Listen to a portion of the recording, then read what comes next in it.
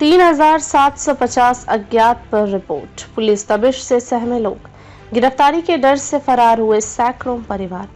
बवाल थमने के बाद अब संभल के कई मोहल्ला ने केवल सूने पड़े हैं, बल्कि यहां के घरों से लोग फरार हो चुके हैं। पुलिस ने जिन 7 रिपोर्ट में 37 नामजद और लगभग 3750 अज्ञात लोगों को शामिल किया है, उनकी गिरफ्तारी के लिए पूरी रात अलग अलग स्थानों और संभावित ठिकानों पर दबिश दी गई। हालांकि लोगों का दावा है कि पुलिस के द्वारा बवाल के बाद ही कार्रवाई की गई, तभी लोग अपने घरों को छोड़कर फरार हो गए। ज्यादातर लोगों के घरों पर ताले लटके हुए हैं। मोहल्ला कोट गरवी, जो कि जामा मस्जिद के निकट है, आसपास 2000 से अधिक घरों के लोग गायब हैं। यहाँ के ज्यादातर लोगों को पुलिस ने नामजद किया है, जबकि इसी मोहल्ले के लोग पुलिस की कार्रवाई के निशाने पर हैं। इसके अलावा नखासा क्षेत्र के तुर्तीपुर इलाहा में भी लोग अपने घरों में ताला लगाकर फरार हैं, जिन्हें पुलिस की गिरफ्तारी का भय सता रहा है। पुलिस का मानना है कि रविवार को संभल में हुई हिंसा पूर्व नियोजित थी। इसके लिए न सिर्फ ईंट पत्थर एकत्र कर रखे गए थे, बल्कि ऐसे हथियार भी तैयार किए गए थे शायद अब कहीं नजर नहीं आते। समझा जाता है कि यह तैयारी कुछ दिन पहले ही की गई होगी। हिंसा के दौरान खदेड़े गए उपद्रवियों के जूते, चप्पल व अन्य सामान के साथ ही पुलिस को 2 धारे खंजर जैसे हथियार मिले हैं। इसके दोनों ओर चाकू की तरह तेज धार और बीच में पकड़ने के लिए मूठ बनाई गई है।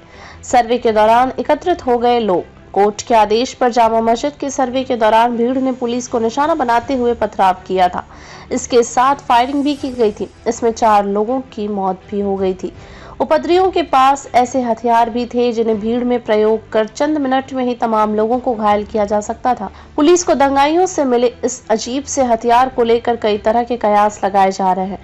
कुछ लोग 2 धारी खंजर बता रहे हैं, तो कुछ लोग इसे हलाड़ी खंजर भी बताया है। पुराने जमाने के इस हथियार का पहले इस्तेमाल होता था, लेकिन अब यह लुप्त हो चुका है। पुलिस का मानना है कि इसे घर में तैयार किया गया है। इसमें बीच में पकड़ने के लिए मूठ भी होती है, जो इसमें नहीं लगी है।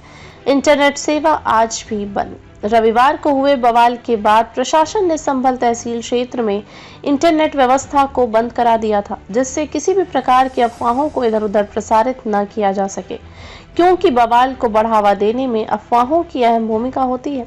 प्रशासन की ओर से उठाए गए इस कदम के बाद देर शाम को ही BSNL के अलावा कई अन्य निजी कंपनियों की इंटरनेट सेवा को बंद कर दिया था।